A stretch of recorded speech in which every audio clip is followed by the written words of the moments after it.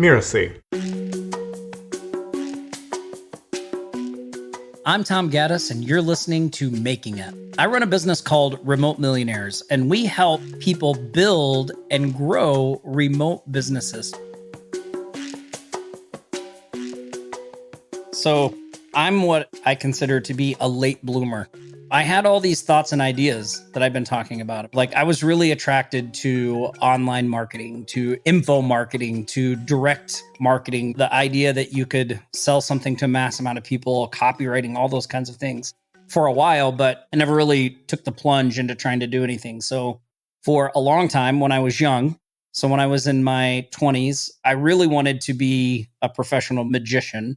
I did paid gigs. I got a job as a magician at a magic bar inside the Boca Raton Resort and Hotel. And I became a professional magician. And I was a professional magician for, 5-6 years. I did what I had set out to do. I wanted to do magic for a full-time living, and that's what I was doing and having some success at it. But then, that turned out to be really, especially a magician. It's like you make no money. It's really, really hard. And so I stopped doing magic professionally and went into the restaurant business and was doing that. Met my wife and we got married and she got pregnant with our first daughter. And so I was like, I think I should probably do something other than be a bartender. So I was working at the Olive Garden at the time and I was like, hey, I'd like to be a manager. And they said, sure thing. So they promoted me to a manager. So I became a manager for the Olive Garden, worked there for a while, then went over to Logan's Roadhouse. And I don't know, we were really kind of living paycheck to paycheck. And my wife had spent some time in Maui, Hawaii. And she came to me and she was like, hey, we should go visit Maui. I think you'd really like it there. She had just recently helped her mom move back to Maui and she came back. And I was like, hey, why go visit? Why don't we just move there? So I went online and the Bubba Gump Shrimp Company was hiring for a manager on Maui. Like, what are the odds? So I put in an application. They did an interview. I really didn't want to do it. So like when they asked me how much I made, I gave them some really crazy high number. And then they said, okay, you're hired. And I was like, oh, well, I guess I have this job. So we moved to Maui in 2010 and I'm working at the Bubba Gump Shrimp Company. And 8 months in, I get fired. And so I'm like, well, what am I going to do? And I thought, well, this is, I think, the time to really make it or give it up, right? Like I'm either going to make this business thing work or I'm going to go back to getting a regular job. So I had this idea of starting a marketing agency and helping local businesses with their websites and things like that.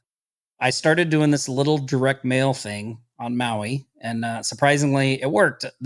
It was a postcard where I would sell ads on it and then I would mail it out to like 10,000 residents in the area. In 7 days, I had 16 clients. I collected about $7,000 in total revenue. 4,000 of that was profit. And I was like, man, I'm off to the races, I had this really crappy car. And so I used to always park around the corner and then I would walk like 3 or 4 blocks to go into businesses so nobody'd see me get in and out of this crappy car.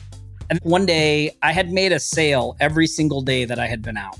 And I think it's like on the 4th day, I'd been out all day and I hadn't made a sale. And I was like, God, like I've made a sale every single day. Like I want to keep this streak alive. I want to at least make one sale today. And it was about 5:00 at night.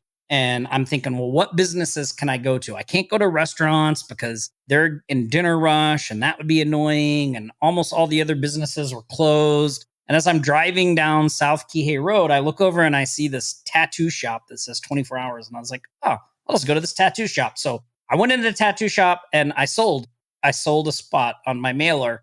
And so then I was like, okay, now I can go home. So I kept my streak alive. But in the past, what I would have done was I would have thought, well, tattoo shops aren't a good place to go. Like I would have created all this stuff in my head about why the day wasn't working out and I should just go home. Like I just wasn't really committed to just getting the thing done. And all of a sudden I was committed to getting the thing done. And that was really the big shift for me. If you are older and a late bloomer, one of the things I would recommend people do is to do the opposite of what I did, which is save up some money, get a little bit of a cushion, have some security so that when you step away, you're not just frantically trying to figure things out.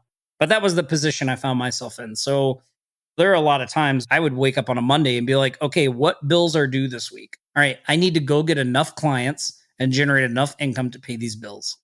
But the other part of that too is the money is just a tool to do the things that you want, right? Like I really wanted the independence and the freedom, and the control of my schedule and all those things really started to show up way before I ever started generating any significant amount of money.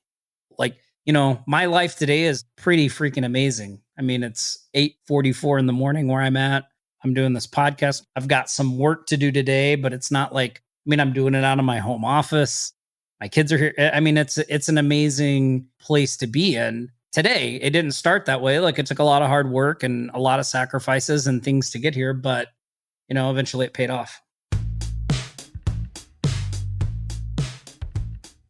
To me, making it means having freedom, right? Some independence about the things I can do. And again, back before I was successful, I used to have this idea that freedom was like, man, I just do what I want when I want to do it. Like nobody's going to tell me what to do. An 8-to-5 job, that's for chumps. Like that was the mindset I had. What I didn't realize is that freedom is actually, for me, proportionate to the amount of discipline and accountability I have in my life. So the more disciplined I am, the more accountable I am to other things, the more I actually work towards a goal every single day. As that pays off, the more freedom I have. And that's really, for me today, that's what making it is, right? Making it is being able to do the things I want to do when I want to do them. When I got fired from the Bubba Gump Shrimp Company, I thought, man, this is like the worst thing in the world. I've moved my family all the way out here to the Pacific Ocean, in the middle of nowhere. I only had this job for 8 months. Now I don't have the job anymore. Like it was like what is going to happen now? And it felt very just not good. But now I look back at that moment and I think, man, I am so glad I got fired. Like that restaurant closed because of the pandemic and all, like that location isn't even there.